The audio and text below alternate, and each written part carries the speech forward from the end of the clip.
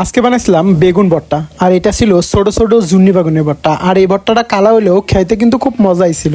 আসসালামু আলাইকুম, welcome back to আমার নতুন আরও একটি ব্লগ। কেমন আছেন? তো ফুড ব্লগিংয়ের সাথে তো থাকি, তার জন্য আসলে খাবারের ভিডিওগুলো দেখাই। তো আপনারা মনে করেন খাওয়ান ছাড়া আমার কোনো আর কাজ নেই। আমি কিন্তু গার্মেন্টসে জব করি। তো জবের জব করি, নিজে খাওয়ার জন্য রান্না করতে হয়।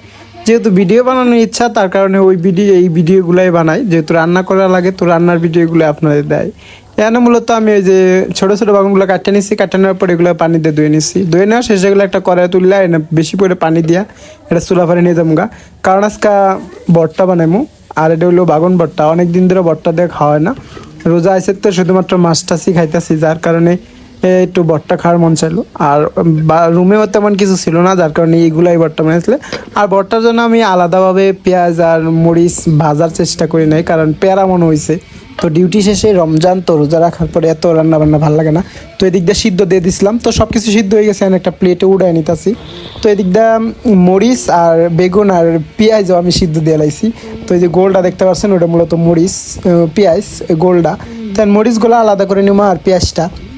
তো মরিচ আলাদা করে নিয়ে এনে স্বাদ মতো লবণ দিয়ে দেবো। আর স্বাদ মতো লবণ দেওয়ার পরে এই লবণ দিয়ে এই মরিচগুলো চটকায় নেবো।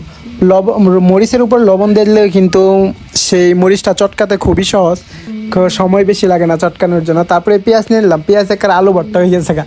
তো পেঁয়াজ নিয়ে তারপর পেঁয়াজ কষলানোর পর বেগুনগুলার হাত দিয়ে কষলা নিতেছিলাম। যদিও জুন্নি বেগুন, যার কারণে বেগুনগুলোর চামড়া একদমই সদলা হয়ে গেছে। তো যার কারণে আসলে চটকাইতে একটু কষ্ট হইতেছিল। তারপরে একটু চটকাইলাম। তো ভর্তাটা দেখতে আসলে বেশ সুন্দর দেখা যাচ্ছে। খেতে কতটা টেস্ট হবে কে জানে। তো একটু ভালো লাগার জন্য একটু সরিষার তেল দিয়ে দিলাম।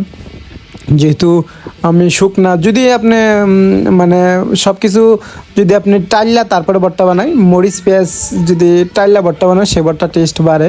কিন্তু কিছু করার নাই। তারপরে একটু ভর্তার উপরে একটু সরষের তেল দিয়ে দিলাম। সরষের তেল আমার খুব ভালো লাগে। তো এখন ভাত খাওয়ার পালা, ভাত বেড়ে নিতেছি। আর এদিক দিয়ে ভাত বাড়া কিন্তু আমার শেষ এবার ভর্তা নেওয়ার পালা। ভর্তাটা আসলে একটু কালা কালা সাইজ রয়েছে, কিন্তু কালা হওয়ার কারণ হলো ওই যে বেগুন আমি মাঝখান দিয়ে ফালটা করে দিয়েছিলাম, তার কারণে এরকম হচ্ছে। তো এবার ভর্তা দিয়ে ভাত খাওয়ার পালা, দেখি কেমন হয়। তো আজকের খাবারে শুধুমাত্র ভর্তাই, অন্য কিছু করি না। আমি একা মানুষ, যার কারণে অন্য কিছু করি না। একটা দিয়েই ভর্তা, যে কোনো একটা দিয়ে ভাত খাওয়ার খাই।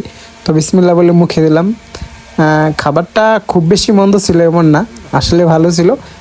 বেগুনের একটা তিতকি তিতকি ভাব আসছিল আর কি, এরকমই। তো আসলে অলমোস্ট ভালোই লাগতেছিল। নিজে রান্না করে খাওয়ার মজা কিন্তু আলাদা। তো এটাই ছিল আমার আজকের ব্লগ। তো কেমন লাগলো আপনার আমার এই ভর্তাটা? ভালো লাগলে লাইক করেন, শেয়ার করবেন। ভালো থাকবেন, সুস্থ থাকবেন। Tata, bye bye.